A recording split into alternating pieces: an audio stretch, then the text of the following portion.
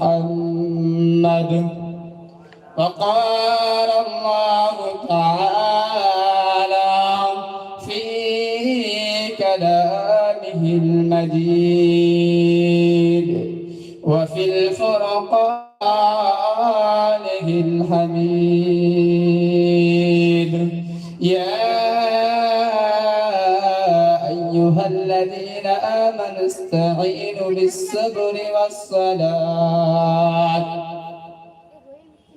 সমস্ত প্রশংসা, সমস্ত তারিফ সেই মহান আল্লাহ পাক রব্বুল আলামিনের দরবারে, যিনি আমাদেরকে অতি ভালোবেসে এরকম একটা জান্নাতের বাগানে বসার তৌফিক দান করেছেন। সকলে বলি আলহামদুলিল্লাহ। তারপরে পরে জানাই সেই মহানবী সাল্লাল্লাহু আলাইহি ওয়াসাল্লাম, যাকে না সৃষ্টি করিলে কোন কুল কায়নাতকে সৃষ্টি করা হতো না, সেই মহানবী সাল্লাল্লাহু আলাইহি ওয়াসাল্লামের প্রতি সকলে দরুদ পাঠ করি। সকলে বলি সাল্লাল্লাহু আলাইহি ওয়াসাল্লাম। সর্বপ্রথম জানাই যে আমার কমিটি ভাইদের উদ্দেশ্য করে এত কষ্ট মেহনত করে যে নবীর প্রেমিকে, যে নবীর মহব্বতে আজকে আমরা যে দিনটাকে কায়েম করতে চলেছি, শুধু আমাদেরকে আল্লাহ নবীর মহব্বতে আনন্দ ভোগ করলে হবে না। আল্লাহ নবী এই দিনকে কেমন ভাবে পালন করেছে, আল্লাহর নবীর সাহাবারা এই দিনটাকে তারা কেমন ভাবে নিজের জীবনে অতিবাহিত করেছে।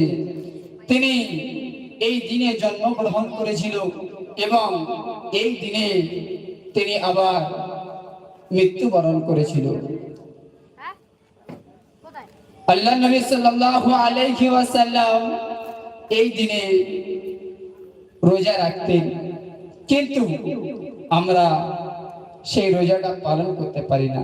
অনেকেই রাখে, মায়েরা বোনেরা বেশি রাখে, কিন্তু আমরা যারা এই নবীর মহব্বতে 100-র মধ্যে 5 জন মনে হচ্ছে আমরা, বা 10 জন বা 15 জন মজলিসে আছি, কিন্তু আমরা নবীর মহব্বতে এত বড় একটা অনুষ্ঠান দিয়ে যদি আমরা বাজারে ঘোরাফেরা করি, তাহলে নবীর মহব্বত বলা চলে না যে আমি নবীর মহব্বত করি। আল্লাহ পাক রব্বুল আলামিন কোরআন পাকের মধ্যে জানিয়ে দিয়েছেন, বিসমিল্লাহির রহমানির রহিম। اليوم نختم على أفواههم وتكلمنا أيديهم وتشهد أرجلهم بما كانوا يكسبون। বলছে আল্লাহ পাক কি বলছে, কাল কিয়ামতের ময়দানে ওগো আমার বান্দারা, তোমাদের দুটো চোখ দিয়েছি, আর যে অন্তরটা দিয়েছি, আর যে কান দিয়েছি, আর যে নিঃশ্বাস ফেরার জন্য আমি যে তোমাদের অন্তরটাকে দিয়েছি, সেই অন্তরটাকে তোমরা কোন কাজে ব্যবহার করছো? কাল কিয়ামতের দিন তোমার হাত কথা বলবে, তোমার চোখ কথা বলবে, তোমার কান কথা বলবে। সেই দিন তোমার কোনো জায়গায় একটু লুকাবার মতো ক্ষমতা নাই, কেননা সেই দিন আল্লাহ পাক রব্বুল আলামিনের হুকুমে তোমার জবানটাকে বন্ধ করে দেয়া হবে, আর বলবে আল-ইয়াউমা নাখতিমু আলা আফওয়াহিহিম ওয়া তুকাল্লিমুনা আইদিহিম। তোমার জবানটাকে বন্ধ করে দেবে আল্লাহ পাক রব্বুল আলামিন, আর তোমার প্রত্যেকটা অঙ্গ প্রত্যঙ্গকে জবান খুলে দেবে। এই হাত কথা বলবে, তোমার হাত কি করেছে, এই কান কথা বলবে, এই কানে তুমি কতটা নেকির কাজ করেছো আর কতটা গুনার কাজ করেছো। তোমার জবান যখন বলতে যাবে, তখন তুমি জবানে একটা কথা বলতে পারবে না, সেই জবান বন্ধ থাকার কারণে এই চোখ তোমার ইশারা করে দেখিয়ে দেবে, ওগো আল্লাহ পাক রব্বুল আলামিন, তুমি অনেক আশা করে তোমার এই বান্দাকে সৃষ্টি করেছিলেন। সৃষ্টি কেমন ভাবে সৃষ্টি করেছিলেন? যখন ফেরেশতারা এই দুনিয়াটা শূন্য পড়ে থাকার পরে আল্লাহ পাক রব্বুল আলামিন ফেরেশতাদের সম্বোধন করে বললেন, ওগো আমার ফেরেশতারা, এই পৃথিবীতে আমি প্রতিনিধিত্ব সৃষ্টি করতে চাই। ফেরেশতারা বলল, ওগো আল্লাহ পাক রব্বুল আলামিন, আমরা তোমার ইবাদত করি, তোমার উপাসনা করি, তোমার তাসবিহ তেলাওয়াত করি, ওই জাতিকে সৃষ্টি করে কি হবে যারা এর পরবর্তীতে আপনি যাদেরকে সৃষ্টি করেছিলেন জিন জাতিকে, তারা দুনিয়াতে এসে ফিসনা ফাসাদ জিনা ব্যভিচারে লিপ্ত ছিল, আবার এমন একটা প্রতিনিধি সৃষ্টি করতে চাচ্ছেন আপনি।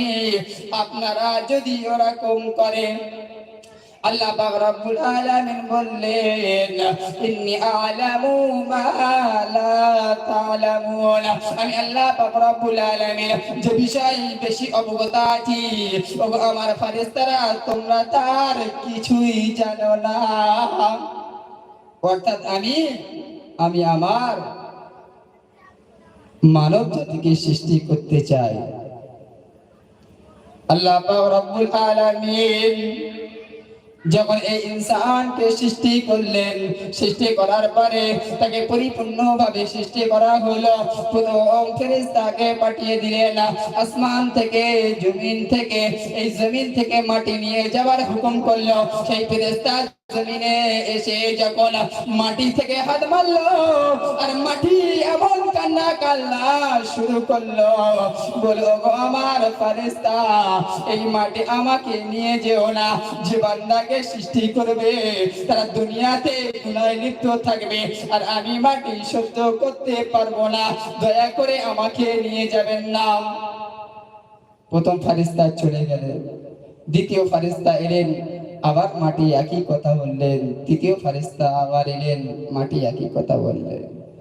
4 নম্বর ফেরেশতা আজরাইল আলাইহিস সালাতু ওয়াস সালাম, উনি যখন এলেন আল্লাহর হুকুমে ওনাকে মাটি নিয়ে চলে গেলেন, নিয়ে বললেন, যখন মাটি আল্লাহ পাক রব্বুল আলামিনের কাছে দিলেন, দিয়ে যখন আদম আলাইহিস সালাতু ওয়াস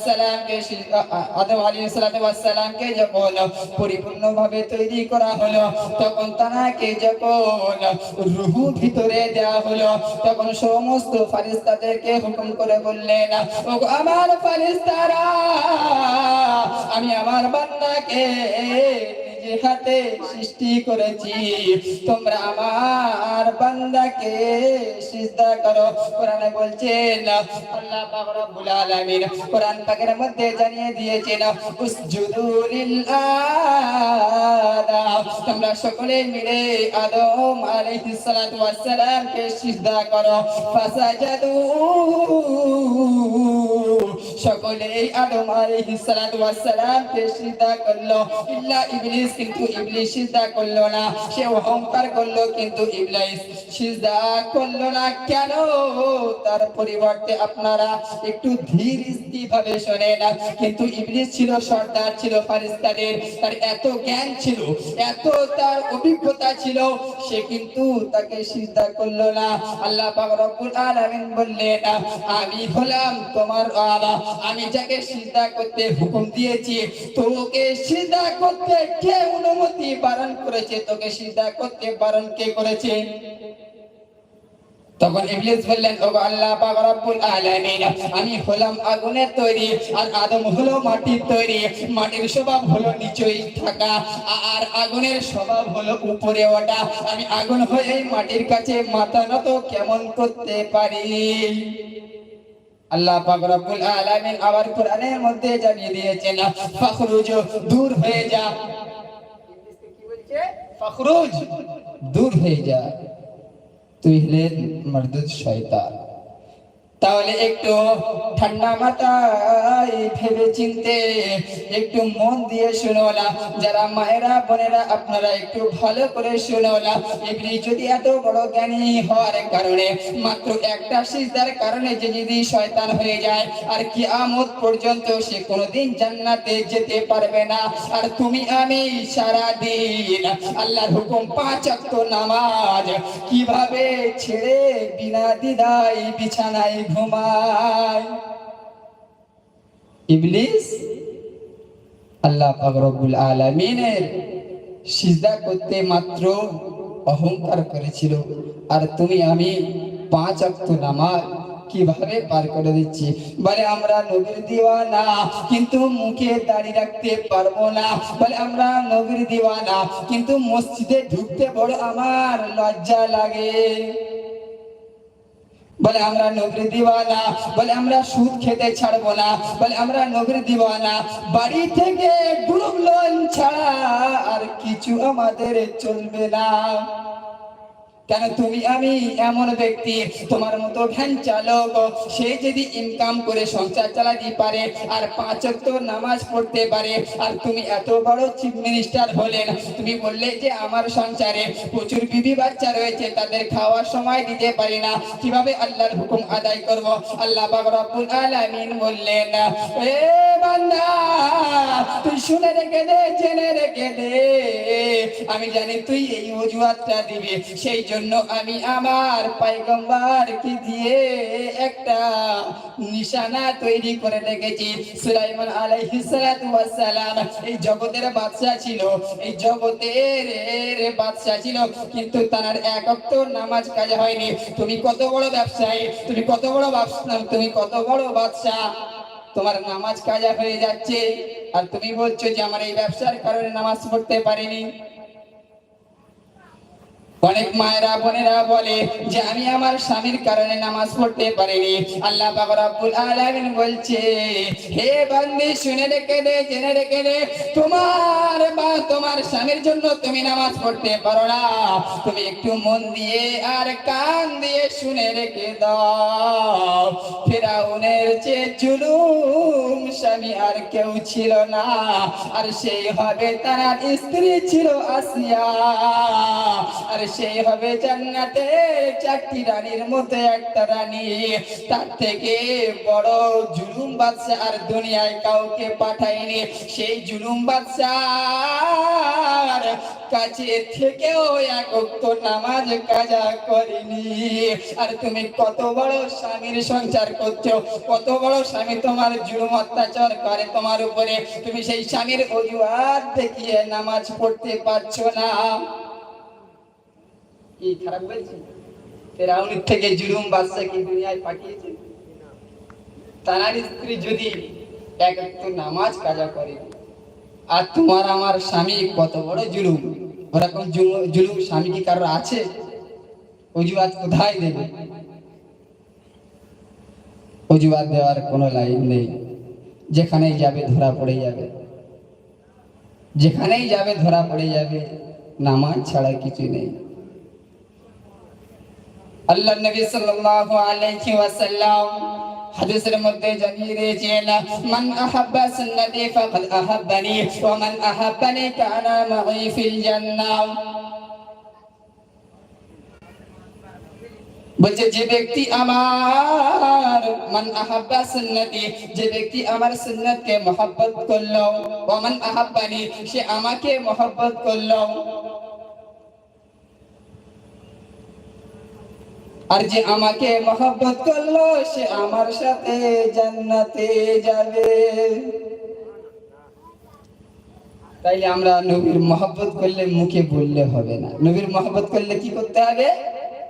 নবীর প্রত্যেকটা আদর্শ, তার জীবন কেমন ভাবে তিনি দুনিয়াতে এসে কেমন ভাবে দুনিয়াতে জীবন যাপন করে চলে গিয়েছে, সেই জীবনকে ফলো করাটাই মানে নবীর সুন্নতকে মহব্বত করা। আর তুমি আমি মুখে বলি নবীকে ভালোবাসি, তুমি আমি বলি নবীকে ভালোবাসি, কেমন ভালোবাসো? তোমার মুখে দাড়ি রাখতে তুমি লজ্জা করো, এটাই নবীর ভালোবাসা? তুমি মসজিদে ঢুকতে বড় লজ্জা করো, এটাই কি নবীর ভালোবাসা? এটাই কি নবীর মহব্বত? নবীর মহব্বত করলে নবীর প্রত্যেকটা জিনিসকে ফলো করতে হবে, প্রত্যেকটা টানা চাল চরণ, খাওয়া পোশাক, তিনি কি বলে গিয়েছে, কেমন ভাবে জীবন অতিবাহিত করেছে, সেদিকে আমাদের ফলো করতে হবে। আল্লাহ পাক রব্বুল আলামিন আমরা যেমন নিজের জবানে যারা আমার নবীকে মহব্বত করি, তেমনই কাজে কামে দেখিয়ে দিতে হবে যে আমরা নবীর মহব্বত কেমন করে করি। এক সময় আল্লাহ নবী সাল্লাল্লাহু আলাইহি ওয়াসাল্লাম